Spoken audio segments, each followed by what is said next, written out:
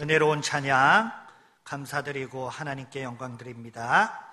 오늘은 특별히 고신대 총장님이신 우리 안민 총장님을 모셨습니다. 오늘 말씀으로 행복한 삶으로의 초대로 말씀해 주실 때에 큰 은혜 받으시기를 축원드립니다. 나오실 때 할렐루야 하고 크게 인사하도록 하겠습니다. 할렐루야. 할렐루야. 복된 주일 아침에 여러분과 함께 예배하게 돼서 얼마나 기쁜지 모르겠습니다. 정말 제 마음속에 큰 기쁨과 감사가 넘칩니다. 우리 찬양대 너무 잘하네요. 제 생각보다 영어동 느낌이 아닌데요. 너무 잘하네요. 제가 남자 파트도 보니까 테너 세 분이서 딱 감당을 하시는데 굉장합니다. 베이스 세 사람, 사람이 많이 필요 없는 것 같아. 그러니까 저 맨 끝에 있는 분은 성악해요? 그렇지. 돈 냄새가 확 나더라, 이 소리는. 제가 이 음악 선생 아니면 이제 딱 알지요.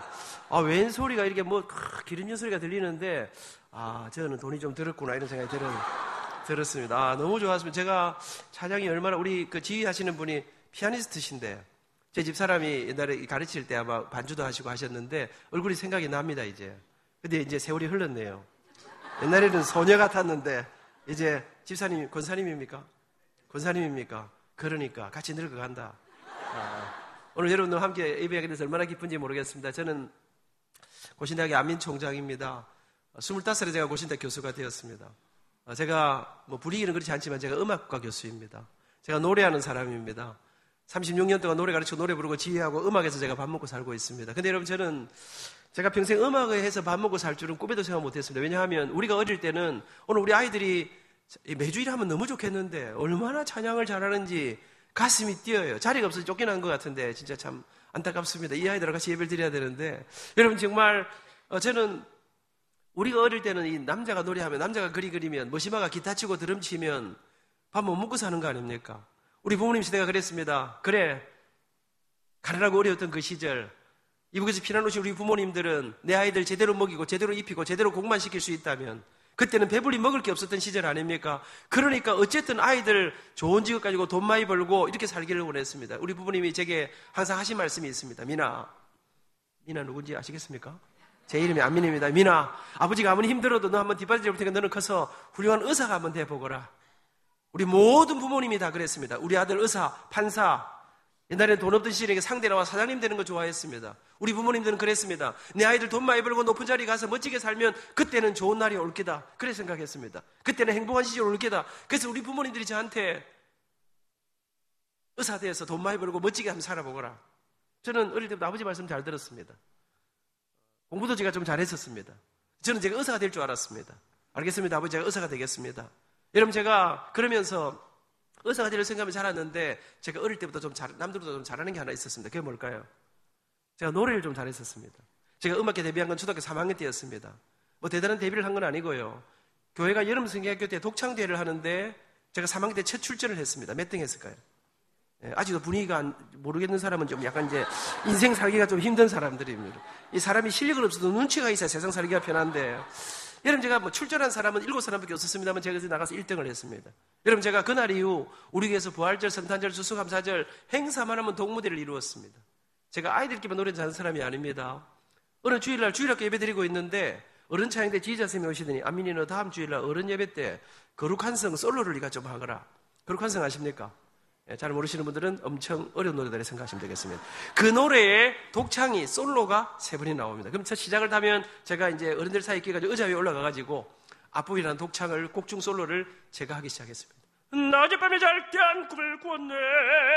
그 옛날 예루살렘 성에 섰더니 솔로 하면 어른들은 뭐합니까? 오늘 그 정도의 이 박수 치시면 오늘 집에 가시기 어려운데 오늘 점심 굶으셔야 돼요. 빨리 진도 나가야 또 밥도 먹고 이러 하는데 여러분 협조해 주시기 바랍니다. 너무 박수가 치고 싶어도 절제하시고 여러분 제가 찬양을 하면 어른들은 뒤에서 백코러스만 했습니다. 여러분 제가 교회에서만 잘 나간 사람이 아닙니다. 제가 초등학교 다닐 때 아침에 학교를 가면 이제 학교 가까이 가면 학교에서 이 스피커에 노래가 쫙 들려옵니다. 어떤 노래가 들려옵니까? 우리의 소원은 통일, 꿈에도 소원은 통일, 푸른 하늘 은하수 하얀 쪽배엔 엄마가 섬 그늘에 굴 따라가면 아기가 혼자 남아 집을 보다가 누구 목소리 나올까요? 이래도 지금 아직 감이 안 잡히는 아이들 여러분, 제가 아침에 학교 오는데 제 목소리로 노래가 쫙 나옵니다. 기분이 어떨까요? 물론 뭐 여러분들은 그런 경험이 전혀 없으니까 잘 이해를 못 하시겠습니다만은 기분이 제법 괜찮습니다. 여러분, 제가 무슨 말을 하는 것 같습니까? 제가 초등학교 다닐 때 우리 동네에서 우리 교회에서 우리 학교에서 노래로 조금 잘 나갔습니다. 중학교 딱 들어갔습니다. 우리 교회는 조그마한 교회였습니다. 어른들이 많지 않았습니다. 근데 옛날에는 아이들이요, 먹을 것도 없고 놀 것도 없고 축구공도 하나 제대로 없던 그 시절에 유일하게 간식 주고 먹을 거 주는 데가 교회였습니다. 유일하게 제일 재밌는 데가 교회였습니다. 동네 아이들이 전부 교회 다 오니까 아이들이 너무 많으니까 주일학교 선생님이 모자랐습니다. 제가 중학교 딱 들어가니까 우리 주일학교 부장 선생님께서 안민이 일로 와봐라 하더니 키는 작지만 총명하고 믿음 좋고 노래 잘 부르고 교회 절대로 안 빠지고 열심히 하는 저한테 주일학교 보조교사를 하거라. 그러면서 저한테 어린이 찬양대 지휘를 하거라. 제가 이래봬도 지휘한 지 40년이 넘습니다. 고등학교 들어갔습니다. 오후 예배는 옛날에 중고등부가 찬양을 했습니다. 제가 중고등부 찬양대를 지휘했습니다. 여러분, 학교 가면 합창반 반장이었습니다. 참 이상하지요. 노래를 배운 적도 없는데 노래 대회만 나가면 1등했어요. 옛날에는 뭐 영도 지구 노래 찬양대회, SFC 부산지방 SFC, 전국 SFC 동기수양에 나가면 1등했습니다. 심지어는 각 학교 대학 노래대회 부산시 교육위원회 콩쿠르 하는데 나가면 1등했습니다. 제 노래 듣는 사람들마다 우리 장로님들, 권사님들이 아이고 앞으로 우리 안민이는 음악 목사님이 되면 어떻고 무슨 소리 하시면 내가 의사가 될 사람인데 노래하고는 밥 못 먹고 사는데 뭐 노래만 하면 저보고 성악가 해라, 음대 가라. 그러나 저는 음악 하려고 생각한 적이 없습니다. 왜? 제 꿈은, 제 계획은, 아버지에 대한 기대는 의사가 되는 때문에 그랬습니다. 그렇게 고등학교 2학년 말 고3이 딱 다가오는데 어느 날 제가 입시를 앞두고 수업을 다 마치고 저녁을 먹고 야간 자습을 하는데요. 제가 경남고등학교를 나왔는데 학교 뒤에 구덕산이 있었습니다. 그날 제가 무슨 마음인지 저녁을 먹고는 뒷산에 가서 이렇게 석양을 바라보고 앉아있는데 제 마음속에 이런 마음이 들었습니다. 10년이나 어떤 삶을 살고 있을까? 15년이 지나면 어떤 인생을 살고 있을까? 그래, 그때 내가 의사가 돼서 하얀 가운을 입고 환자들이 오면 배가 아픈 사람은 배를 진찰하기도 하고 또 정신이 조금 이상한 애가 오면 이게 몇 개로 보이냐 이런 물어보기도 하고 이러면서 이제 의사가 된 제 모습을 생각하는데 제 마음속에 그래, 의사가 되면 돈을 많이 번다지. 그럼 내가 지금처럼 이렇게 힘들고 어렵고 가난하게 살지는 않을 거야. 내가 하고 싶은 거, 내가 갖고 싶은 많은 것들 누리면서 그렇게 살 수 있겠지. 그렇게 생각하는데 제 한쪽 가슴이 아파오기 시작했습니다.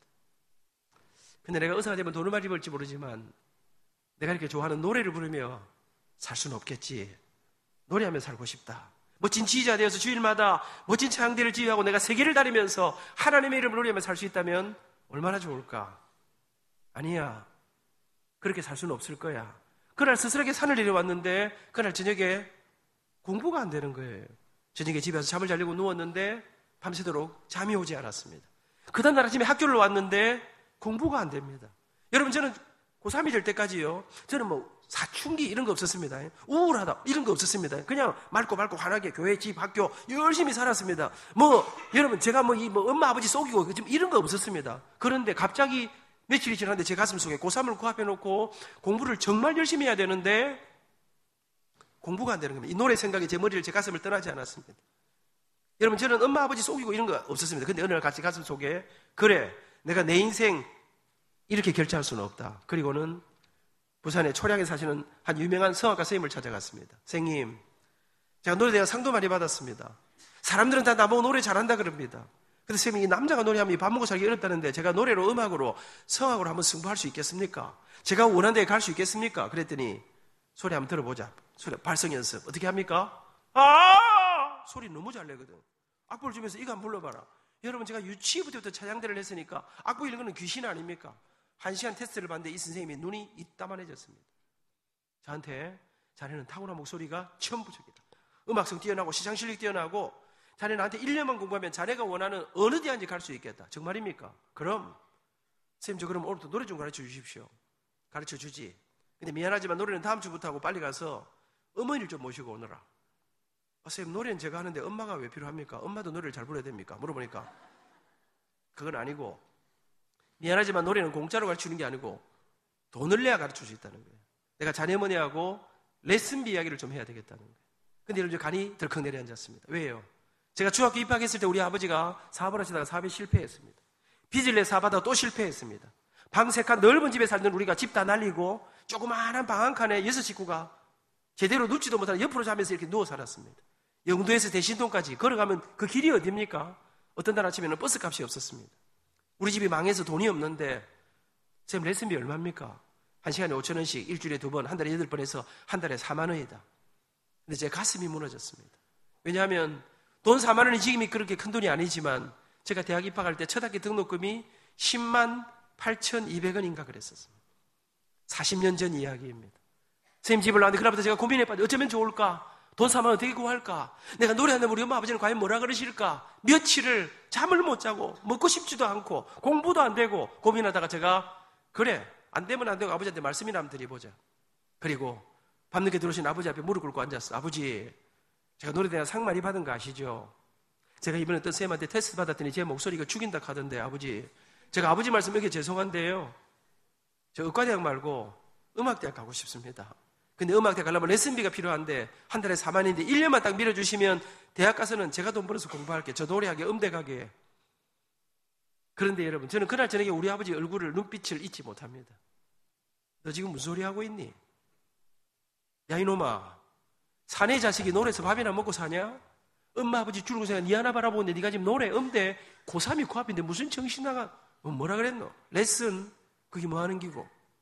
아버지 일주일에 2번 한 달에 한번 5천에 4만 원인데 1년만 다 진짜 공부 열심히 하고 아버지 한참 설득하는데요 제 눈에 뭐 불이 번쩍했습니다. 뭐 성령님이 임하신 게 아니었습니다. 우리 아버지 주먹이 날라왔습니다. 그렇게 3일 저녁을 집안을 뒤집었습니다. 저녁마다 아버지한테 대들어서 여러분 그 시절에 여러분의 할머니 할아버지 시절에 내 아들이 노래한다 이거는 우리 아버지들에게는 세상이 무너지는 소리. 이게 주먹으로 날라왔습니다. 3일을 두드려 맞았는데 저는 포기가 안 됐습니다. 고민하다가 제가 새벽에 일찍 일어났습니다. 우리 어머니 뒤를 따라 나갔습니다. 우리 어머니는 어릴 때 우리 집에 잘 살았습니다. 우리 엄마는 집에서 우아하게 살림만 하던 분이었습니다. 근데 어느 날부터인가 집안이 기울 대로 기울자 더 이상 길이 없자 어머니는 아무것도 할 줄 모르던 우리 엄마가 봉제 공장에 이 와이사스 만드는 공장에 그것도 시다로 어머니는 20년이 넘는 세월 동안 고생하시게 됩니다. 제가 출근하는 엄마 뒤를 따라 나갔습니다. 엄마 깜짝 놀라 보시기를 눈에 도끼를 품었습니다. 어머니 내 노래 안 시켜주면 어디 가서 콱 죽어 삐기다. 여러분 제가 엄마를 협박하기 시작했습니다. 3일 새벽에 엄마를 붙잡고 협박했는데 우리 집에 돈이 없지 않습니까?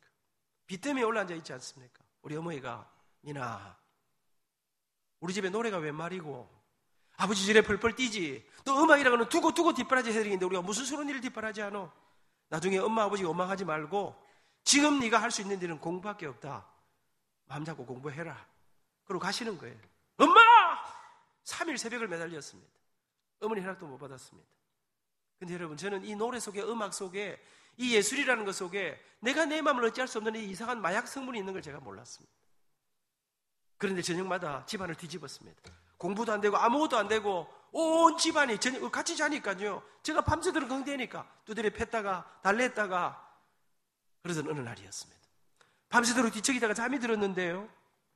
누가 저를 막 흔들어 깨워요. 저도 눈을 떠보니까 우리 어머니예요. 미나 따라 나와라. 마루에 나가서 불을 켠데 보니까 엄마 눈이 퉁퉁 부었어요.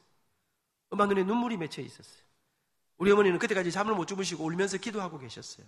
미나 어쩌려고 이러노? 왜 이러는 거고? 정신 차려야지 마음 잡아야지. 그러더니 그래 안 되겠다. 말해봐라. 엄마 어째 해줄고 어쩌면 네가 마음 잡을 수 있노? 그 레슨인가 그거 어쩌면 되는가 말해봐라. 갑자기 귀가 번쩍 뛰었습니다. 엄마 그러면 선생님 좀 만나주세요. 만나서 뭐 줘야 되노? 그냥 선생님 말씀하신 대로 예하고 오면 됩니다. 약속 잡으라는 거예요. 어머니 모셔서 선생님을 찾아갔습니다. 우리 선생님께서 레슨비는 4만 원입니다. 선불입니다. 20대는 쭉 설명했는데 우리 집에 돈이 없지 않습니까? 근데 엄마가 이상합니다. 네 알겠습니다. 곧 돈 4만 원 마련해 드릴 테니까 오늘부터 내 아들을 노래 가르쳐 주십시오. 저는 그날부터 노래 공부를 하기 시작했습니다. 저는 이게 무슨 의문인지 몰랐습니다. 근데 나중에 알고 보니까 우리 엄마는 안 된다고 출근하셨습니다. 근데 하루 종일 일이 손에 잡히지가 않았습니다. 왜요? 하나밖에 없는 아들이 목숨보다 귀한 아들이 밤잠을 못 자고 아무것도 못 먹고 아이가 배인처럼 무너져 갑니다. 우리 어머니가 고민에 빠졌습니다. 이러다가 진짜로 내 아들이 어디 가서 콱 사고 치면 어찌할까? 저는 뭐 절대로 죽을 마음은 없었습니다. 그냥 협박했을 따름입니다. 근데 우리 어머니는 제가 정말 사고 칠까 싶어서 저를 노래시켜주기로 결심하신 것입니다. 저는 그때 깨달은 거 하나 있습니다. 협박하면 안 되는 게 없구나. 왜? 사랑하니까. 그날부터 어머니는 밤 10시간 뜨로 야근하고 돌아오셔서는 새벽 2시, 3시간을 뜨로 마루에서 인형도 깁고 철사도 끼우고 제 기억에 하나만 들면 1원 이렇게 주는 온갖 구전 일을 하시면서 어머니는 돈을 마련하기 시작했습니다. 그렇게 몇 날이 지났습니다. 어느 날 저녁부터 우리 아버지가요, 밤에 집에 안 들어오시는 거예요. 엄마, 아버지 왜 집에 안 오셔요? 모르겠다. 저는 아버지한테 노래하는 거 비밀로 해달라 그랬습니다. 또 두드리 맞을까 싶어서. 근데 이 엄마 아버지 사이에 비밀이 없는 걸 몰랐습니다. 아버지는 다 알고 계셨습니다. 이놈이 그렇게 맞았는데 그렇게 말렸는데 기어코 노래를 시작했다고 합니다. 근데 우리 엄마 힘으로 돈 구할 길이 없는 거 아버지가 아시지 않습니까? 우리 아버지는 원래 조그마한 회사의 사장님이었습니다. 아버지는 몸이 약하시고 공부를 좀 많이 하신 분이십니다. 우리 아버지는 원래 일을 못했습니다. 벽에 못질도 우리 엄마가 다 했습니다. 근데 아버지는 막다른 골목에 길이 없자 그 약한 몸으로 육체 노동을 하는 노동판에 일을 하러 다니기 시작했습니다. 저녁이면 쓰러지시 들어오시는 우리 아버지가 제가 노래를 시작했다는 말씀을 들으시고 고민하시다가 어느 날 저녁부터 밤에 그 지친 몸으로 집에 안 들어오시고 영도 청학동, 지금도 제가 아침에 광안대교를 지나 학교에 차를 타고 영도로 들어가서 올라가다 보면 지금도 자동차 관련 큰 회사가 하나 있습니다. 이번에 영도구청장 취임식 하는 날 그 회사 회장님하고 저하고 같이 앉아서 축사를 했습니다. 우리 아버지는 그 회사에 밤새도록 경비를 서기 시작했습니다. 저는 우리 아파트에 일하시는 경비 아저씨들, 청소하시는 아주머니들을 경비 아저씨로만 보지 못합니다. 이렇게 추석이 다가오고 명절이 다가오면 우리는, 제가 가난하게 살아보니까요, 가난한 사람들은 선물보다는 돈이 필요하더라고요. 봉투에 생각보다 많은 돈을 넣어서 아주머니에게, 아저씨들에게, 우리 아저씨 아주머니들은 504원은 우리한테 어째 이리 잘하노? 저는 그분들에게서 우리 아버지를, 우리 어머니를 보고 있거든요. 그렇게 엄마 아버지의 죽을 고생 가운데 1년 동안 레슨을 받고 서울대 성악과에 원서를 넣었습니다. 사람들이 그러대요. 부산서 그리 공부하고는 서울에 있는다고 꿈도 꾸지 마라. 뭐 이리 샀는데 옛날에는 촌놈들이 깡다구가 안 있었습니까?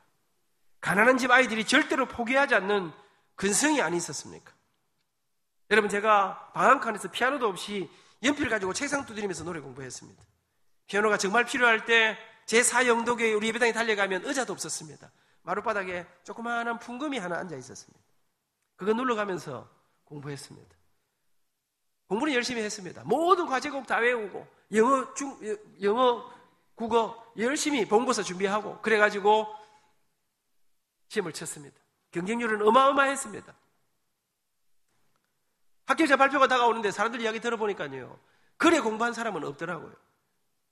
여러분, 제가 시험을 다 치고 딱 내려오니까 우리 아버지가 회사 좀 나오라 하시더라고요. 나갔더니 저한테, 미나, 아버지가 음악계를 잘 모르지만 이번에 니 때문에 여기저기 좀 알아보니까 니는 그 떨어질 확률이 100%라 하더라. 니처럼 해갖고는 되는 사람은 서울대학 교수한테 안 배우면 다 떨어진다 하니까 마음 잡고 각오하라는 거예요. 그러면서 재수해라. 아버지가 무슨 짓을 뒷바라지 할 테니까 내년에는 공부해갖고 의과대학 시험 치봐라. 전교 1등해야 의과대학 갈 수 있는 거 아닙니까? 발표가 다가오는데 견딜 수가 없었습니다. 여러분, 제가 잊지 못합니다. 발표 전날, 옛날에는 우리 집에 전화도 없었지요. 컴퓨터도 없고 아무것도 없어요. 여러분, 그래도 옛날에 낭만이 있었습니다. 요새는 아들 이거 하나 들고 띠리리 합격, 띠리리 불합 이러지요. 그때는 합격자 발표를 안 했습니까? 발표 전날 밤새도록 완행열차를 타고 합격자 발표를 보러 올라갔습니다. 구름대처럼 사람들이 들어가는데 제 가슴 속에 꼴등이라도 붙었으면 좋겠다. 떨어졌겠지. 들어갔는데 15명 뽑을 때인데 경쟁률이 어마어마했습니다. 떨리는 마음으로 이름을 찾아 한참 올라가는데 이름이 안 보이더라고요. 떨어졌구나. 그래도 보기는 끝까지 다 봐야 될 거 아닙니까? 올라가는데 맨 꼭대기에 이름 2자짜리가 하나 딱 있더라고요. 제 이름 같지는 않았어요. 그렇게 쳐다보고 있는데요, 남의 이름 같은데 눈물이 강물처럼 흐르는데 믿을 수가 없는데 거기 딱 적혀있는 이름이 편안한 백성민, 제 이름이더라고요. 수험번호를 확인하니까 7713-0114 제 번호더라고요. 울면서 달렸습니다. 공중전화를 찾아. 우리 집엔 전화가 없었습니다. 엄마 회사에 전화를 했습니다. 공중전화 사무리였던 거 기억하십니까? 우리 엄마 시다로 일하니까 사무실에 전화하니까 기다리라 하더라고요. 기다리다 끊어지고 기다리다 끊어지고 마지막 동전을 넣었는데 전화가 거의 끝날 무렵에 어머니가 전화를 받으셨어요. 제가 다급하게 엄마! 합격이다! 근데 우리 엄마가 안 믿는 거예요. 정신 차리고 잘 봐라. 동명이인 아인가 니는 뭐 잘 될 색이 없다 하던데. 근데 아들이 울고 있거든요. 장난은 아니거든요. 우리 어머니가 정말이야? 그러더니 전화기를 붙들고 막 우시는데 울다가 전화는 끊어졌습니다. 그렇게 대학 입학한 지 40년이 지났습니다. 여러분, 저는 솔직히 말씀드리면요, 입학만 하면, 합격만 하면, 아르바이트 열심히 하고 하면 뭐 살 길이 안 있겠나? 근데 내가 딱 들어갔는데 당시에 내 동기들이 우리나라 부총리 딸, 장관 아들, 전라북도 도의사 딸, 재벌 집안의 아이들이 있는데 나는 입학해서 이제 공부 시작하려고 하는데 나는 곧 독일로, 미국으로, 이태리로, 프랑스로 유학 간다는 거예요. 여러분, 저는 서서히 깨닫기 시작했습니다. 나 같은 가난뱅이는 이런 동네 와서 노는 게 아니라는 것을. 모두가 꿈을 이야기할 때 나는 내 인생에 길이 없다. 길이 보이지 않았습니다. 여러분, 그런데 제 마음속에는 이런 마음이 있었습니다. 나는 어쨌든 열심히 공부하고 내가 교수가 돼야지. 그렇게 열심히. 근데 여러분, 전부 다 유학 가고 하는데, 근데 꾸역꾸역 대학 졸업하고 취직 안 하고 대학원 들어가서 군대 갔다 왔습니다. 꿈에도 생각 못했는데 25살에 고신대학에서 제가 대학교 3학년 때 노래한 모습을 보시고 학교에서 저를 교수로 스카우트해 주었습니다. 저는 여러분, 우리 아버지가 대학교 행대 세상 떠나시면서 제게 많은 빚을 물려주시고 세상 떠나셨습니다. 저는 유학 갈 돈이 없었습니다. 저는 장가 갈 때 돈 500만 원 융전해서 결혼했습니다. 장가 가다고 빌린 돈, 아버지가 물리신 빚, 어머니 모시고 아이 데리고 사는데 허덕허덕 하는데 유학 갈 상황이 아니었습니다. 근데 어느 날 학교가 저를 이태리로 공부를 시켜주었습니다. 그리고 내 인생에 내가 꿈에도 생각 못한 길들이 펼쳐지기 시작했습니다. 상상도 못한 무대가 펼쳐지기 시작했습니다. 여러분, 어느 날부터 내 마음에서 내 삶에 꿈에도 감당하지 못한 그런 일들이 이제 펼쳐지기 시작했어요. 학교에서는 젠수학과장, 젠수학부장, 젠수학장, 젠수처장, 제 상황들이 바뀌어가기 시작했습니다. 그리고 오늘 저는 고시대학 총장이 되어서 이 과분한 자리까지 여기까지 오게 되었습니다. 저는 이제 지난 날을 돌아봅니다. 제가 어떻게 하다가 여기까지 오게 되었는가? 내가 머리가 좋아서, 내가 재능이 뛰어나서, 내가 공부를 열심히 해서, 저는 그렇기 때문에 제가 이 자리에 있다고 생각하지 않습니다. 제가 오늘 여기까지 오게 된 한 가지 이유, 첫 번째 이유를 말을 하시면 그것은 가난했지만, 초라했지만, 내게 좋은 옷, 좋은 음식 못 해주셨지만, 그러나 아들을 위해, 자식을 위해 당신들의 인생의 온갖 고난과 아픔과 부끄러움과 수모를 다 감내해 주셨던 좋은 어머니를, 좋은 아버지를 만나 저는 오늘 제가 이 자리에 있다고 믿습니다. 잊지 못합니다. 아버지 경비 쓰시고 밤새도록 일하시다가 새벽에 집에 들어오십니다. 근데 우리 집의 아침은 언제나 시끄러웠습니다. 6식구가 같이 자는데요, 자고 있는데 뭐가 아침에 소리가, 자다 눈 떠보면 우리 엄마 우리 아버지 이 구석에서 이불 뒤집어 쓰고 기도하고 계셨습니다. 우리는 그 기도 소리를 들으면서 그걸 자장가처럼 다시 꿈속으로 빠져들었습니다. 그런데 여러분, 아버지 돌아가신 지가 37년이 지났는데 제 마음속에, 제 머릿속에 그때는 무슨 기도하는지도 생각도 안 했는데 우리 엄마가 울면서 하시던 기도의 목소리가, 아버지가 새벽마다 하시던 기도의 목소리가 제 마음속에 떠오르는 건 무슨 이유인지 알 수가 없습니다. 근데 여러분, 빚도 많고 기도 제목이 얼마나 많았을까요? 그런데 제 머릿속에 남아있는 목소리는요, 돈이 아니었습니다. 우리 민이, 키 작은 우리 아들, 몸이 약한 우리 아들 도와달라고, 살려달라고 기도하시던 그 눈물의 기도가 오늘 저를 여기까지 오게 하셨다고 저는 믿습니다. 좋은 엄마를, 좋은 아버지를 만나 제가 이곳에 있습니다. 우리 엄마 아버지만 그런 게 아닙니다. 영호동도 지질이 가난하지 않았습니까? 여기 계신 백발의 우리 부모님들이 가난이라고 하는 이 거센 넘을 수 없는 절벽에 당신들의 인생을 다 쏟아서 이 나라가 이렇게 부유한 나라가 되었습니다. 서울에 올라갔습니다. 엄마 아버지의 고생은 점점 더해갔습니다. 아버지 어머니는 몸이 무는지 모르고 밤낮으로 일하셨습니다. 1학년이 끝나고 2학년이 끝이 났는데 12월 중순이 돼서 곧 방하고 내려올 건데 갑자기 부산에서 전보가 날라왔어요. 빨리 내려오라. 느낌이 이상했습니다. 밤길 타고 내려서 새벽에 집에 들어갔는데 사람이 아무도 없어요. 옆집에 우리 식구들 다 어디 갔냐 물어보니까 우리 아버지가 며칠 전에 회사에서 쓰러지셨다는 거예요. 보건병원에 가버려서 달려갔더니 아버지는 의식을 잃고 누워 계셨습니다. 아침에 의사쌤을 만났더니 우리 아버지 어떻게 치료해야 됩니까? 그랬더니 말을 못 하시는 거예요. 그래서 저한테 미안하네. 자네 아버지는 우리 병원에서 어떻게 할 수가 없네. 현대의학으로는 어떻게 해볼 길이 없다네. 장례치를 준비하시게. 그러시면서 하시는 말씀이, 근데 이 정도가 되려면 그동안 얼마나 아프고 얼마나 힘들고 얼마나 고통스러웠을 텐데, 아니 어떻게 왜 이렇게 빨리 치료 안 하고 이 지경에 실려서 왔냐는 거예요. 제가 내려서 엄마, 아버지 안 아파서 왜 빨리 치료 안 했어요? 어머니는 우시기만 하시는데, 알고 보니까 아버지는 당시 몸이 심각한 걸 알고 계셨습니다. 그런데 아버지는 지금 내가 병원에 들어가면 아들 공부도 포기해야 되고 집안도 풍비박산이고, 여러분 아십니까? 우리 부모님 세대는요, 당신들이 목숨을 걸고 아버지는 진통제로 진통제로 버티시다가 죽음을 앞두게 되었습니다. 맨날 밤을 지새우면서 아버지 간호를 했는데, 어느 날 제가 침대 기대에 잠이 들었는데요, 누군가가 제 손을 꽉 잡고 있는 느낌이, 자다 눈을 떠보니까 아버지 의식이 돌아왔어요. 바짝 마른 아버지가, 이나 너 얼굴이 왜 이러니? 너 왜 이렇게 말랐노? 몸은 괜찮아? 아버지 저 괜찮아요. 아버지 어떠세요? 그날 밤 아버지는 한숨만 내쉬면서 밤이 깊어갔는데, 밤이 꽤 깊었는데 아버지가 저한테, 미나 내가 아무래도 내 몸이 좀 이상해. 그러시면서 내가 오늘 나한테 꼭 좀 해둘 말이 있거나, 그러면서 아버지는 제게 마지막 유언을 하시기 시작했습니다. 미나 미안하다. 아버지가 사업에 실패하고 힘들고 어려워서 제대로 뒷바라지 못해서 이렇게 정말 미안하구나. 그런데 미나 명심하거라. 아버지가 세상 떠나 천국 가고 나면 네가 이제 우리 집안의 가장이다. 그런데 우리 집안의 이 어려움은 아마 한동안 계속될 기다. 그런데 미나 명심하거라. 그 모든 빚, 그 모든 것들은 어머니한테 다 맡기거라. 엄마 알아서 해줄 기다. 그리고 너는 아무리 힘들어도 아무리 어려워도 어떤 경우에도 절대로 공부를 포기하지 말아라. 포기하지 않으면 길이 있대. 포기하지 않으면 하나님이 네 길을 반드시 인도해 주실 기다.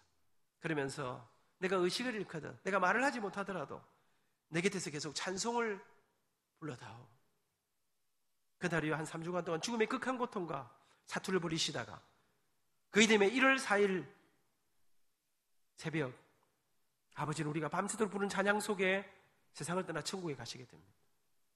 모든 무거운 짐이 어머니에게 다 지어졌습니다. 여러분, 제가 정말 견딜 수 여러분, 순간마다 때려주고 내가 돈벌이 나가서 엄마 좀 도와줄까? 그때마다 아버지의 쑥 들어간 눈빛이, 절대로 포기하면 안 된다. 우리 엄마가요, 부산은 근처도 오지 말라는 거예요. 엄마가 알아서 한다. 공부를 하라는 거예요. 견딜 수 없는 마음으로 어쩌면 좋을까? 돈이 없는데 내가 이렇게 가서 될까 생각하던 어느 날이었습니다. 주일 아침에 저는 서울 여의도에 있는 교회를 다녔습니다. 아침에 교회를 갔는데 우리 집 여집사님 한 분이, 안 선생, 내가 안 선생 어렵다는 이야기 들었는데 아르바이트 안 하겠냐는 거예요. 아야, 해야죠. 돈 벌어야 되는데 무슨 아르바이트입니까? 했더니 우리 교회 바로 옆에 은하아파트라는 아파트가 있었는데 아이가 셋 있는 집에서 가정교사를 찾는다는 거예요. 아, 그런데 조건이 너무 좋아. 재워주고 먹여주고 돈을 주는데 이 돈을 받으면 제가 쓰고도 엄마한테 돈을 좀 보낼 수가 있었습니다. 제가, 집사님 나 꼭 좀 소개해 주세요. 인터뷰를 하고 그 집에 들어가서 몇 년을 살게 됐습니다. 죽는 줄 알았습니다. 왜요? 어르신들 잘 모르실 텐데 수학에 1이 있고 2가 있습니다. 수 2는 좀 어려운 거고 수 1은 좀 쉬운 건데, 제가 예비고사만 치고 본고사를 들어가서는 국어 영어만 있었기 때문에 수학 손을 놨는데, 이 집에 아이 셋이 있는데 이 두 아이가 이과를 간다는 거예요. 그 수 2를 해야 되는데, 여러분 제가 자신 있다고 들어갔는데 오랜만에 수학책 보니까 정석 이런 거 보니까요, 미적분 가니까 뚜껑이 열리려 하는데요. 여러분, 저는 그 집에 사는 날 동안 하루에 4시간 이상 자본 적이 없습니다. 왜? 이 집에 쫓겨나면 엄마한테 돈을 못 보내니까. 여러분, 그렇게 살면서 제가 새벽 기도를 다녔습니다. 틈틈이 아침에 정말 못 일어나는데 아이들 가르치고 새벽에 일어나서 하기 전에 새벽 기도 가서, 제가 그 새벽에 정말로 힘들고 어려울 때 제가 하나님 앞에 기도한 거 있습니다. 이렇게 기도했습니다. 하나님, 저 좀 도와주십시오. 저 좀 밀어주십시오. 나도 대학도 가고 유학도 가고 싶은데 나는 내 인생에 길이 안 보입니다. 근데 하나님, 당신은 약자편 아니십니까? 석기의 절마저거는 우리가 담임 목사님 아들이었습니다. 자기 아버지가 목사님이니까 밀어주고 땡겨주고 기대주고 오만 거 다 할 거 아닙니까? 제가, 하나님, 나는 아버지가 안 계십니다. 초란 우리 엄마가 저 영도 종구석에서 오늘도 이 아들 하나 바라보고 새벽마다 울고 계신데, 하나님, 나 빨리 커서 우리 엄마 모시고 살게 해주세요. 제가 몇 달을 울면서 기도했습니다. 그런데 전혀 도와주는 느낌이 없었습니다. 여전히 힘들고 여전히 이렇고 여전히 깝깝했습니다. 그러던 어느 날이었습니다. 그러다 아침에 와서 새벽 기도를 앉았습니다. 목사님 설교가 끝나고 각자 기도를 해서 기도를 하려고 하는데 기도가 안 나오는 거예요. 제 머릿속에 이상한 생각 하나가 들어왔는데, 그날 아침에 하나님이 저한테 딱 시비를 거는 것 같은데 무슨 마음이 들어온 거 하니까, 하나님 저한테 뭘 하시는 거 하니까, 안민아, 너는 근데 맨날 그 기도할 때마다 뭐 이렇게 불만이 많고 달라는 게 그래 많노? 네가 먼저 네가 가진 것을 먼저 하나님께 한번 내놔봐라. 그러면 하나님이 니를 밀어주지 땡겨주지 할까 아이가? 어르신들 제가 잠깐 이쪽에 쳐다보죠. 여기 좀 아들이 많이 앉아 있습니다. 그래서 제가 이 아이들에게 좀 오늘 참 눈길이 갑니다. 여러분 제 마음속에 무슨 마음이 드는 거 하니까 뭔가를 내놓으란 마음이 들어오는데 내 한쪽 마음에는 열불이 확 터지는 거예요. 하나님 뭐가 있어야 내놓을 거 아닙니까? 뭘 주놓고 내놓으야지 아무것도 없는데 뭘 내놓으라 하십니까? 그날 아침에 이 두 마음이 갈등하다가 막 열받아 기도 잡치고 집에 갚았습니다. 그날부터 이상한 일이 일어나기 시작했습니다. 기도가 안 되는 겁니다. 눈만 감으면 내놔라 이게 나오는데 이 시간에 놓지. 여러분 제가 처음에는 하나님하고 협상 하나님 이러지 마시고요. 제가 출세하면 돈 많이 벌면 내가 잘 되면 내가 절대로 하나님 은혜를 잊지 않을 겁니다. 하나님 일단 먼저 저를 좀 도와주십시오. 근데 여러분 어느 날 찾아온 이 내놓은 이 마음이 떠나질 않는데 이게 열흘이 가고 한 달이 가는데 이게 어느 날 새벽에 폭발해 버렸어요. 여러분 그러면서 제가 앉아서 어느 날 새벽에 갔어요. 목사님 설교가 끝났어요. 각자 기도하라는데 여러분 기도가 안 된다 이런 거 혹시 아십니까? 요거는 기도를 조금 해봐야 하는 건데 밥 먹을 때만 감사합니다 이렇게 기도하는 거 갖고는 전혀 알 수 없는 세상. 여러분 힘들고 어려워도 눈물이 터지고 기도가 터지면 괜찮지 않습니까? 기도하라는데 기도가 안 나와. 앉아있는데 한숨만 나오는데 속이 터질 것 같은데 여러분 제가 한숨만 내쉬면 앉아있는데 제 마음속에요 20살짜리 젊은 아이 가슴속에 이런 인생 이래 살아가고 무슨 희망이 있겠노?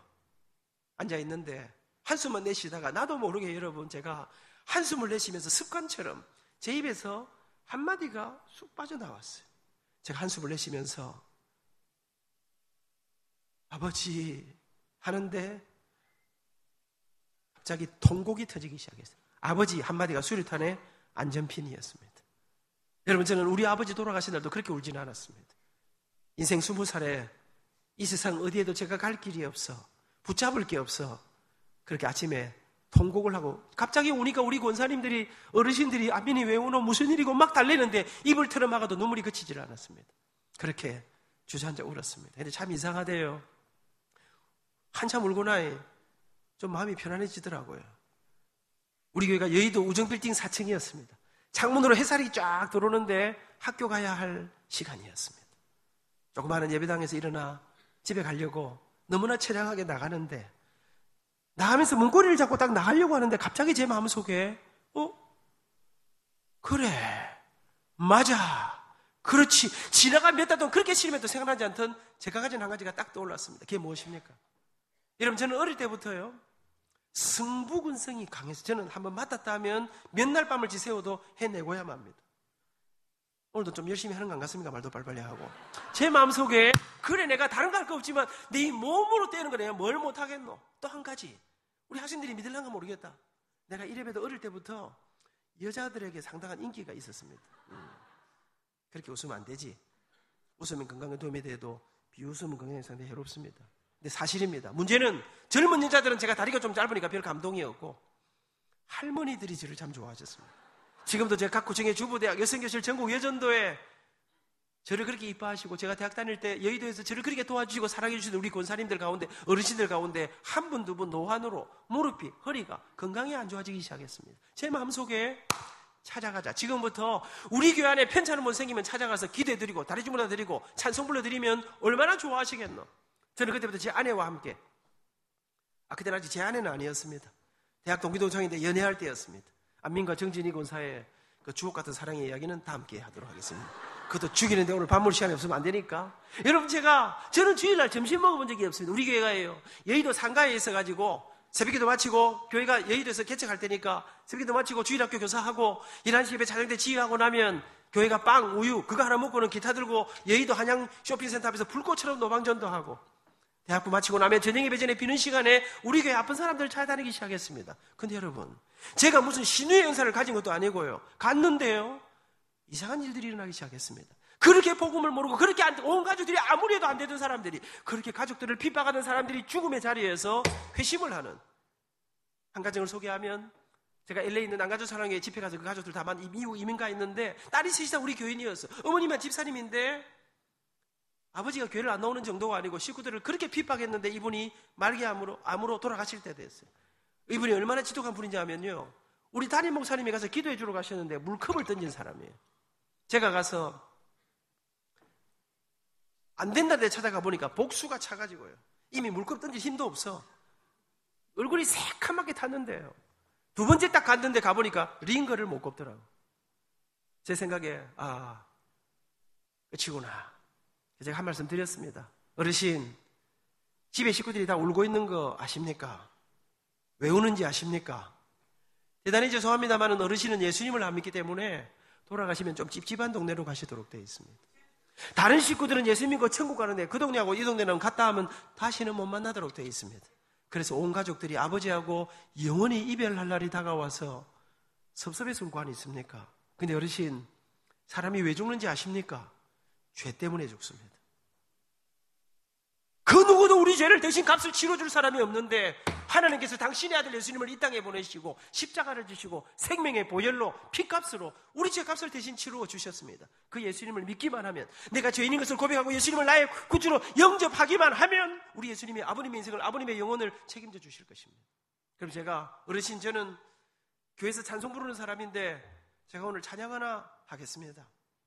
그분을 앞에 놓고 우리 아버지 마지막 장례치르러 산에 올라가서 하간 예배가 끝나고 마지막 치토를 하기 전인데 우리 담임 목사님께서, 이제는 원로 목사님이십니다. 선생, 아버지 천국 가셨는데 찬양 하나 해라. 저는 우리 목사님 완전 또라이 아닌가 생각했습니다. 상주 노래시키는 사람을 이 맨정신이라 할 수 있겠습니까? 지난 60년을 돌아보니까 하나님 제게 이런 훌륭한 선생님들을 붙여주셔서 좋은 목사님, 제가 여기까지 오게 되었다. 그날 우리는 또 언제나 목사님이 시키면 하는 사람들 아닙니까?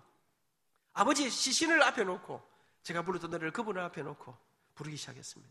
나는 약한 나그네요, 이 슬픈 세상을 가면 수고도 병도 위험도 없는 내가 가는 저 밝은 곳, 나는 가네 내 아버지께 더 이상 방황 없는 곳, 나는 가네 십자가 앞에 주님 품에 돌아가네. 나는 약한 나 그대요. 한 절 부르고 또 한 절 부르고 또 한 절 부르는데 이분이 울기 시작했습니다. 그 눈물이 통곡으로 바뀌었습니다.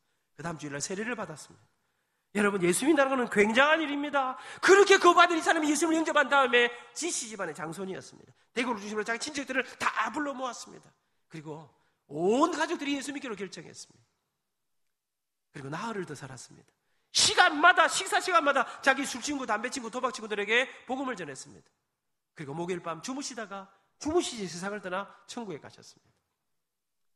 잊지 못합니다. 잔치인지 장례인지 알 수 없는 감동적인 예배를 드리고 장지까지 갔다 오는데, 여러분, 장지를 다녀오는 버스 안에서 제 마음속에 또 한 가지 생각이 떠올랐습니다. 기분이 너무 좋았는데 제 마음속에 무슨 마음이 드는 거 하니까, 그래, 우리 교회 안에 있는 사람들 말고 이 세상 바깥에 내가 찾아가서 만나주지 않으면, 내가 찾아가서 전해주지 않으면 자기 스스로는 절대로 이 생명의 복음을 들을 수 없는 이 땅에 진짜 불쌍한 사람이 없겠나 생각하는데 한 사람이 떠올랐습니다. 어린 시절 우리나라가 얼마나 가난했습니까? 아침에 문 두드리면 바보들 오는 사람들이 많은 어느 날 우리 동네 어떤 사람이 바보들어 들어왔는데요, 동네 어르신이 밥을 안 주고 돌 가지고 이 사람을 때렸습니다. 피를 흘린 이 사람을 쫓아내버렸습니다. 제가 너무 놀라서 아저씨도 왜 이러냐고 그랬더니 저 사람 우리 동네 들어오면 안 된다는 거예요. 알고 보니 그 사람은 한센병 환자였습니다. 제 마음속에 이 세상에 가장 불쌍한 사람은 다시는 고향으로, 다시는 가족을 살 수 없는 나 환자들이다. 찾아가자. 조사를 해보니까 강원도부터 소록도까지 서울인사동에서 3회 공연의 음악회를 열어서 표를 팔았습니다. 꽤 많은 돈을 모았습니다. 유니폼을 준비하고 우리 교회 봉고차를 타고 한 주간 동안 전국에 있는 나 환자촌을 다녔습니다. 예수님의 일생을 1시간짜리 음악회로 엮어서 제가 여기도, 영호동에도 왔었습니다. 금요일날 여수에는 애양원을 거쳐서 마지막 날 소록도에 갔습니다. 여러분, 그때 집사람하고 둘이서 음악회를 하는데요, 음악회가 안 되는 거예요. 왜? 예수님 날 위해 죽으셨네. 왜 날 사랑하나. 겸손히 십자가 지시었네. 왜 날 사랑하나. 제 아내가 메조소프라노 아닙니까?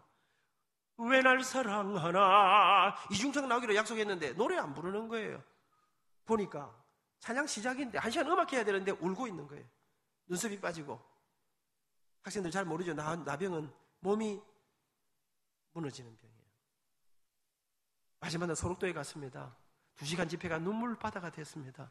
너무나 아름다운 소록도에서 집회를 마치고 서울에 돌아와야 되는데 차가 출발이 안 됩니다. 운전하시는 분이 계속 울고 있습니다. 제가 그 소록도 봉고차 안에서 하나님 앞에 한 가지 약속했어요. 하나님, 저를 앞으로 일생에 내가 가진 모든 걸 다 동원해서 제가 사람을 살리고 사람을 세우고 사람을 섬기는 일에 제가 가진 전부를 쏟아붓고 싶습니다.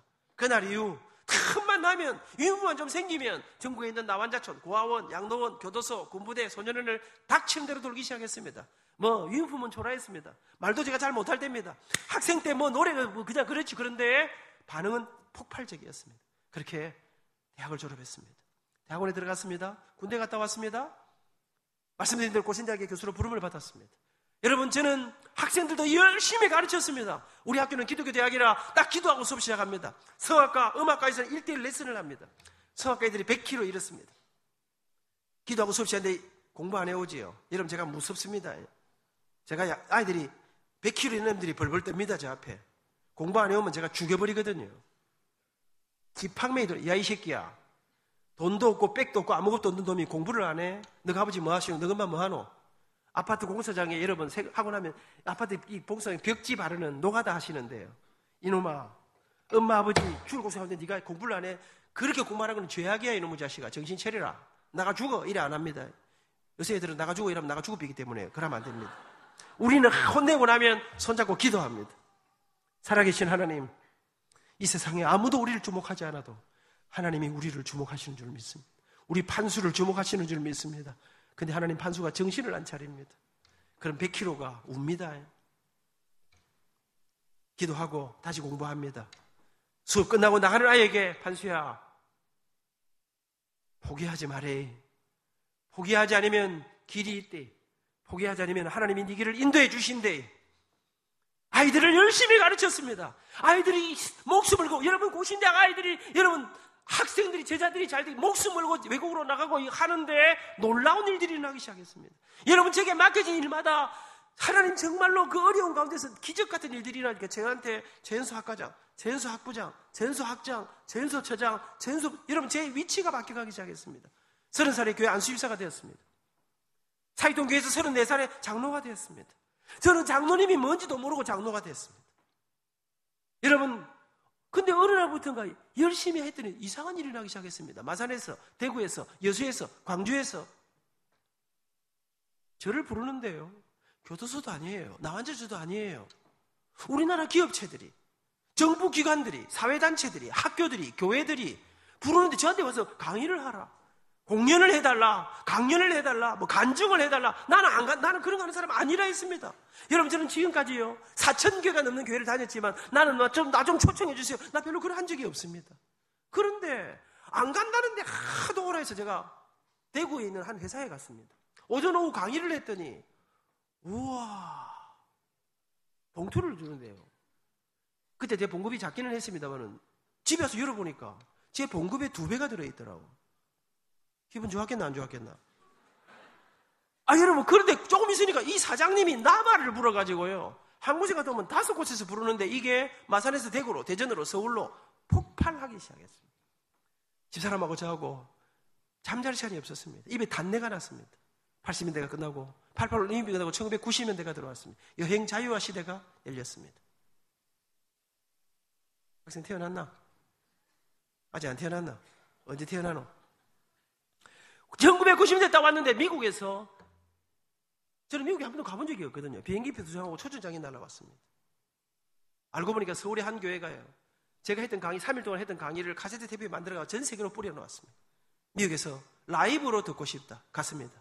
3주간 동안 꿈별 같은, 미국이 진짜 잘 살 때였습니다. 투어를 하고 돌아왔습니다. 5개월 만에 미국의 한 신문사에서 미국 유럽에서는 5개도시 앵콜 쇼를 하자 했습니다. 갔다 왔습니다.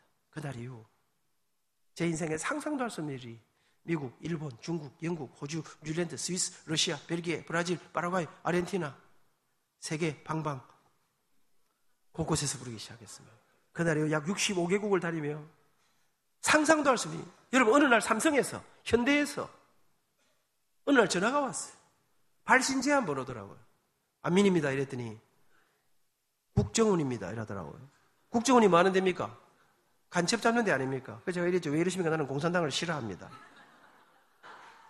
그랬더니 그게 아니고 교수님 오셔서 특강을 해달라는 거예요. 제가 무슨 강의를 합니까? 그랬더니 변화에 대한 이야기를 해달라는 거예요. 여러분 저는 말씀을 조금 정리해 보려고 합니다. 저는 가는 곳마다 이런 이야기 하고 있습니다. 나는 내 인생 20살에 죽음의 절망을 맛보았습니다. 이 세상 어디에도 내가 갈 길이 없었습니다. 나는 예수를 믿는 기독교 교인입니다. 우리는 힘들고 어려울 때 우리가 믿는 예수님에게 기도를 합니다. 날 좀 도와달라고 기도했는데 몇 달을 울었는데 그분의 대답은 너무나 야속한 것이었습니다. 달라달라 하지 말고 네가 하는 것을 먼저 내놓으라 했습니다. 나는 그렇게 내놓을 게 없어 절망에 주저앉아 버렸습니다. 그렇게 새벽에 세상 어디도 의지할 길이 없어 울고 있는 내게 그분이 직접 찾아오셨습니다. 그분이 내 눈물을 닦으시면서 나는 내가 가진 게 없다고 생각했는데 그분이 내 가슴 속에서 너는 가난하지 않다! 그리고 내 가슴 속에서 노래라고 하는 젊음이라고 하는 열정이라고 하는 부지런함이라고 하는 이 세상에 아무도 손잡고 싶어 하지 않은 절망의 사람들에게 손을 내미는 긍휼이라고 하는 위로라고 하는 섬김이라고 하는 나눔이라고 하는 내 작은 노래 속에 내 작은 사랑과 섬김과 위로와 믿음을 담아 신앙을 담아 복음을 담아 이 땅의 절망의 사람들에게 나누는 어느 날 내 인생의 뒤를 돌아보니 나는 내가 평생에 우리 아버지가 물이 좀 빚어서 못 떠난다 생각했는데 유학할 길이 없다고 생각했는데 나는 내 인생에 길이 없다고 해서 어느 날 60년 지난 날을 돌아보니까 여러분 내 한 걸음 한 걸음 내 그 다음 셉을 어디에 밟을지를 단 한 번도 실수 없이 내 인생을 돌아보니까 지그작 가라는 사라지고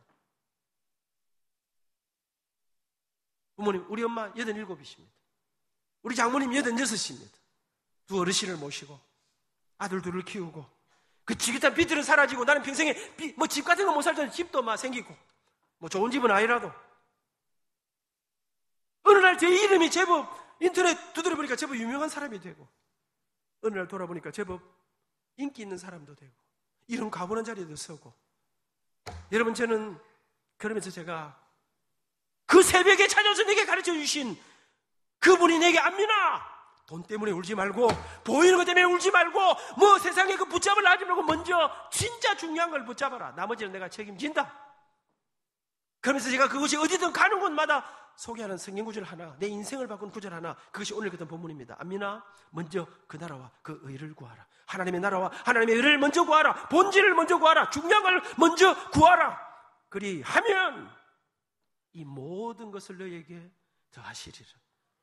먼저 그 나라와 그 의를 구하라. 하나님께서 안민아 돈 때문에 울지 말고 그냥 여러분 열심히 살았더니 어느 날 돈도 따라오고 자리도 따라오고 의미도 따라오고 보람도 따라오고 가치도 따라오는 여러분 제가 작년에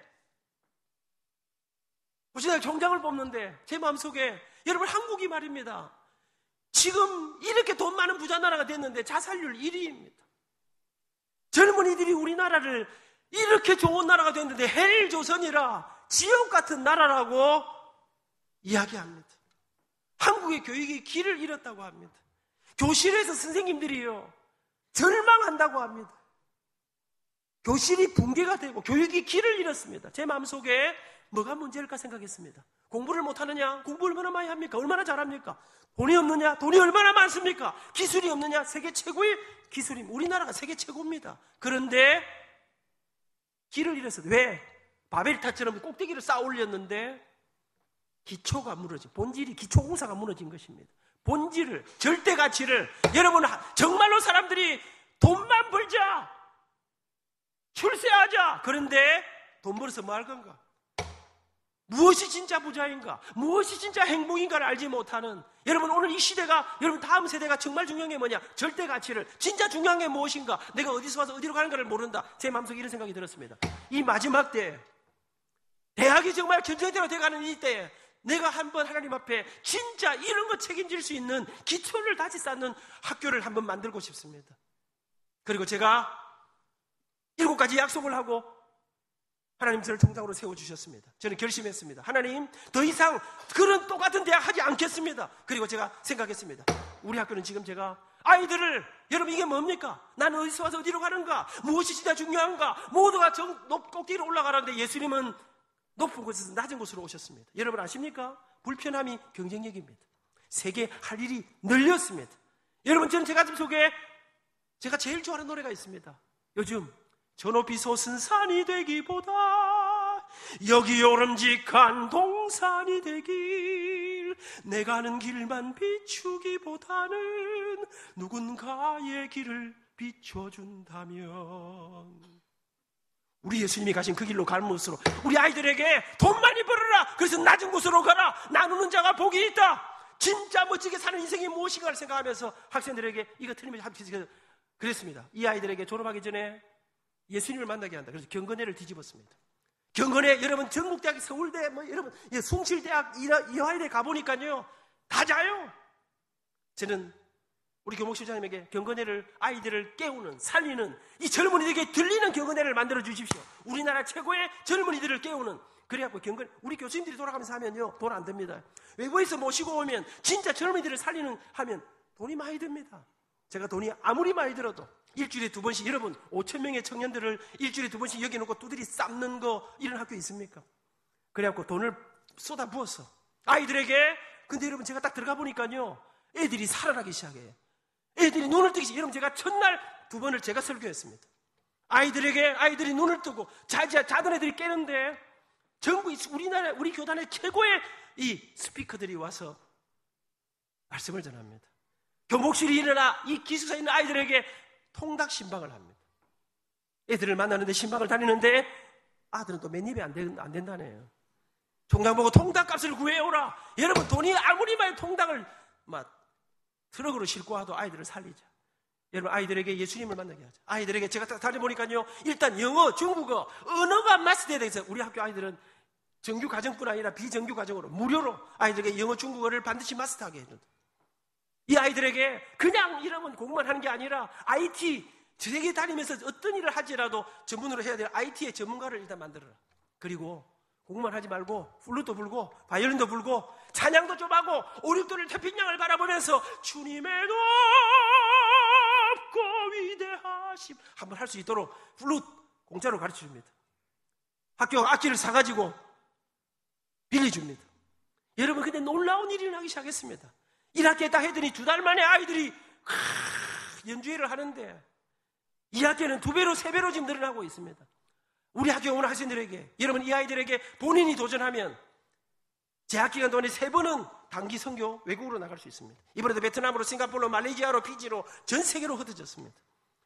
본인이 도전하면, 여러분 정말로 하고 잠만 자고 있지 않으면 미국, 영국, 중국으로 여러분 1년 교환 학생을 다녀올 수 있습니다. 이 아이들에게 공동체 훈련을 시킵니다. 신앙을 기초로 해서 여러분 정말로 그 어떤 데도 하지 않는 이것을 기초로 해서 정말 이런 학생을 살려야 되겠다. 돈이 많이 듭니다. 장난이 아닙니다. 그러나 하나님이 놀라운 일들을 주셨는데 저는 이렇게 승부합니다. 2가지로. 하나는 정체성으로, 하나는 정말로 실력 있는, 내실 있는 학생들을 만들어서 졸업생의 30% 이상을 장단기 선교사로, 신학뿐 아니라 여러분 세계 다니면 우리 베트남에서도요 얼마나 많은 도움을 요청하는지 세계 곳곳에서 대학만 졸업해도 이미 교수로 갈 수 있는 자리들이 꽉 찼습니다. 고신대학교에 이런 학교를 만들어야 되겠다. 하나님 제게 기적을 주시는데, 은혜를 베푸시는데, 여러분 저는 제 인생을 돌아봅니다. 저 돈이 많지 않습니다. 근데 여러분 어때 보입니까? 괜찮아 안 보입니까? 정말 주들이 가난했는데 87 우리 어머니가 하나님 내 인생에 노년해 주신 행복이, 복이 너무나 큽니다. 여러분 우리 엄마의 눈물의 기도가 저를 만들었습니다. 교회의 눈물의 기도가 교회 속에서 제가 이렇게 자랄 수 있었습니다.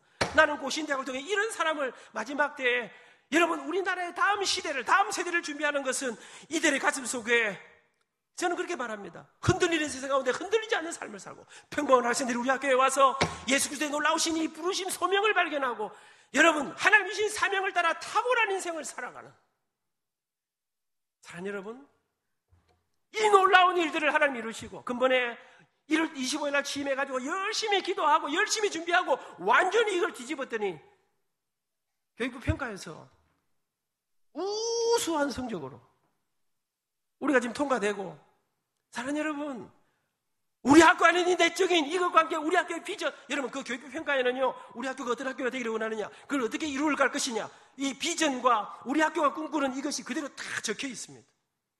이거 가지고 점수 매깁니다. 사랑하는 여러분, 살아있는 기독교 대학, 고신대학교. 여러분, 저는 제 마지막 인생에 제가 하나님의 기도, 하나님 사람 살리는 사람 되고 싶습니다 했더니 하나님이 지금 저한테요, 초등학교, 중학교, 고등학교, 대학교, 군대, 육사, 회사, 공사, 전국에 있는 많은 기업체, 수많은 우리나라의 국방부에서, 여러분 사법연수원에서, 소방관제청에서 곳곳에서 제게 사람을 붙여주시고, 전국에 있는 교회들이 전도집회 할 때마다 당신이 와서 좀 해달라, 가는 곳마다 300명씩 200명씩 예수님을 만나는, 여러분 이 고신대학에서 세상을 뒤집는 이 사람들을 키우는 이 일을 하는 진짜 행복한 인생이 뭐, 저는 뭐 빌딩도 없습니다. 저는 지금까지 중고차만 탔습니다. 우리 아들이 그럽니다. 아빠, BMW 좀 사면 안 돼? BMW 어찌든지 알고 있나? 아빠 왜 중고차만 타? 제가 그랬습니다. 장로님들, 성은아, 성준아, 아버지가 대학교수회가 돈을 얼마를 벌어가지고 할머니 모셔야지. 왜 할머니 모셔야지? 너그 공부시켜야지. 아버지가 장로님 아이가. 뭐 11조 감사금, 건축금은 기본이고, 예수님 재림할 때까지 헌금 종류가 뭐 늘만들지 줄기 하겠냐. 근데 아버지가 신앙은 없어도 체면은 있는 거 아이가. 근데 좋은 집 다 사고 좋은 차 다 사면 이런 거 못하는 거 아니겠니? 아버지는 이 정도로, 아빠 왜 우리는 25년 된 아파트에 아직도 살고 있어? 이 정도면 됐지 뭐. 제가 그랬습니다. 그래도 성은아, 성준아, 아빠도 한번 나중에 좋은 집에 살고 싶다. 좋은 차도 한번 몰아보자. 근데 내가 좀 기다리려고 생각한다. 언제까지? 네가 사줄 때까지 내 기다리려고 생각한다. 내가 지네들 위해서 내가 가진 최선을 다했는데 우리 아들들이 그리 하겠다 합니다. 사랑하는 여러분, 저는 예수님을 만나고 먼저 부족하지만 먼저 그 나라와 그 일을 그렇게 걸어가. 나는 돈 벌려고 그렇게 생각한 적이 없는데, 돈은 많이는 못 벌었지만 아들 공부시키고 어머니 부모님 모시고, 우리 엄마는요, 용돈 하루만 늦으면 와 용돈 안 주노 이런 분이에요. 하루도 늦으면 안 됩니다. 장모님도 모시니까 장모님 생활비 매달마다 한 달이 얼마나 빨리 다 돌아서면 한 달입니다. 저는 부담이 있지만 우리 부모님 시대는 그 어려운 시대에 우리를 부담으로 안 여기시고 우리 부모님들이 목숨 걸고 우리를 안 키웠습니까? 사랑하는 여러분, 진짜 행복한 인생이 무엇일까요? 먼저 그 나라와 그 일을 구하고 본질을 구하고 하나님의 기적을 누리며 살아가는 그런 인생. 좀 더 길게 하면 다시는 영원한 교회 못 올 줄로 생각하고 마무리하려고 합니다. 여러분, 정말 놀라운 기적의 이야기들이 우리 고신대학에, 저는 이 행복의 삶을 우리 영원한 교회가 같이 살아가면 좋겠다. 이 기적의 이야기가 있으면 좋겠다. 마지막으로 여러분, 그 주보 안에 교육 선교사 이런 게 들어있죠. 예. 제가 우리 전 목사님과 우리 장로님들께 너무 감사합니다. 여러분, 제가 이런 생각했습니다. 그렇다. 선교의 출발은 사람을 키우는 일이다. 우리가 학교에서 사람을 키우고 이런 세계를 섬기는 사람을 키우기 위해서 이 아이들을 키우는 이것이, 교육하는 게 선교의 출발이다. 여러분들을 교육 선교사로 모시고 싶습니다. 그 교육 선교사 되나 얼마나, 한 1,000만 원 헌금해야 되나? 그래 하셔도 됩니다. 이게 뭐냐 하면 여러분이 먼저 기도를 부탁드립니다. 이거는 한 달에 10,000원씩 혹 20,000원씩 이렇게 헌금을 해주시면 이것 가지고 우리가 이런 사람들을 키워서 세계로 복음의 기적 없는 선교 중심으로 나아갈 것입니다. 그래서 여기다가 체크를 쭉 하셔야 되는데, 여러분 이게 뭐 1년 하셔도 2년 하셔도 되고, 여러분 그렇게 편안하게 10,000원씩 20,000원씩 이렇게 아주 푼돈해 주시면, 여러분의 그 속에 기도를 담아 주시면 저희 학교가 여러분에게 계속해서 기도의 제목도 보내드리고 할 것입니다. 오늘 이거 다 쓰려면 복잡하니까 여러분이 거기다 이름만 적어주시고 혹 적으실 분들 좀 적으시고 그래가지고 주시면 나중에 교회에서 우리 김 목사님하고 전 목사님하고 여러분에게, 그러면 나중에 뭐 은행은 무슨 은행이고 번호는 몇 번이고 다 우리 건설 어르신들 내 이거 하고 싶다 이런 분들 혹 볼펜 없는 분들 좀 도와주시고요. 그래가지고 나중에 목사님 광고하실 것입니다. 그러면 나중에 목사님 광고하실 때 여기다 이름만 적어서 내주셔도 되고 적어서 내주셔도 되고 하면 여러분이 주시는 이 귀한 마음과 여러분이 교육 선교사로서 우리 학교의 학생들을 키워서 세계로 내보내시면 하나님은 그들을 통해 기적의 일들을, 여러분 제가요 취임하기 전에 딱 조사해 보니까 학교 안에 이 빔 프로젝트 이런 게 좀 부족한 게 있어서 제가 좀 부자 회장님을 한번 만났습니다. 볼펜 필요하신 분들 말씀하시면 우리 목사님 돌아주십니다. 여러분 하시면 제가 그랬습니다. 그분이 그날 이런 빔 프로젝트 이런 걸 위해서 1억을 헌금해 주셨습니다. 근데 제가 이런 말 했습니다. 근데 회장님, 오늘 제 본론은 1억이 아니고요. 정말 전 세계가 우리나라가 옛날에 가난하고 어려울 때 선진국들이 우리의 젊은이들을 키워준 것처럼 지금 여러분 고신대학교에요. 세계 수많은 나라에서 사람을 키워달라고 하는 요청이 있는데 이 복음의 비전을 갖는 선교 중심으로 총장 직속으로 선교 사명센터를 만들어서 이런 사람들을 키우려고 하는데 우리 학생들을 세계로 내보내려고 하는데 한 20억쯤 펀드가 필요합니다. 그런데 그분이 원래 꿈이 뭐냐 하면 아프리카에 100개의 예배당을 짓는 것이었습니다. 그래서 제가 근데 3개밖에 못 지었어요. 회장님, 내가 볼 때는요 예배당 먼저 지을 게 아니라 진짜 순서가 좀 바뀐 것 같습니다. 그러면서 제가 사람을 먼저 키우시면 그 사람이 100개, 200개 예배당 짓는 거는 금방입니다. 그래서 20억 펀드 하는데 회장님이 한 10억쯤 하시면 어떻겠습니까? 눈이 동그래 갖고요. 이야, 총장님 아이디어가 좋습니다. 그분이 10억 하기로 했습니다. 학교 건물이 필요해서 처음 보는 거제도에 사시는 장로님에게 가서 제가 2시간 딱 이야기했더니 어떻게 도와드릴까요? 외국인들을 위한 건물을 하나 지어주십시오. 얼마가 필요합니까? 25억이 필요합니다. 그랬더니 그분이 34억을 냈습니다. 그래서 학교에 건물을 하나 지어주었습니다. 건물 하나 지어주실 분이 계시면 참 감사하고요. 그런데 여러분, 돈보다 중요한 거는 여러분의 기도, 우리 교회의 마음입니다. 여러분이 매달 10,000원을, 매달 20,000원을, 어르신들 5,000원을 여러분의 기도와 함께 보내주시면 학교는 사람을 키우는, 세계를 뒤집는 그런 자랑스러운 우리 교단에 여러분이 우리 학교의 주인이십니다. 저는 이름으로 정말 이 사람을 살리는 이 일로 정말 행복한 인생을 살아가는, 그리고 하나님이 이 모든 것을 더하시는 그 부요함을 함께 누리는 축복의 교회, 이런 기적의 이야기들이 계속되기를 바라고, 학생들 끝날 듯 한데 좀처럼 잘 안 끝나지요. 배가 고파오는데 나는 여러분이 이런 기도하면 좋겠습니다. 하나님, 10년 후 저 안민 장로님 다니는 사익동교회 가서 내가 그날 2시간짜리 강의 한번 하게 해주십시오. 여러분 시대는 통일시대가 다가옵니다. 저 가난한 북한을 먹여 살릴 요셉이 필요합니다. 근데 여러분, 그 부자가 되는 길은 다음에 와서 내가 진짜 부자가 되는 길을 막 강의할 수 있습니다. 먼저 그 나라와 그 의를 구하고 하나님이 쏟아부어 주시는 것으로 이런 기적이 넘쳐나는 우리 전성수 목사님을 중심으로 우리 장로님과 온 교회가 하나 되어서 이 용호동에, 이 부산 땅에 기적의 이야기를, 교회가 이 땅에 희망의 힘을 전해주는, 그리고 그 여러분의 기도 속에, 여러분의 기적의 삶 속에 고신대학교가 함께 동반자로 나아가는 축복의 삶을, 행복한 인생을 살아가는 여러분이 될 수 있기를 축복합니다. 감사합니다.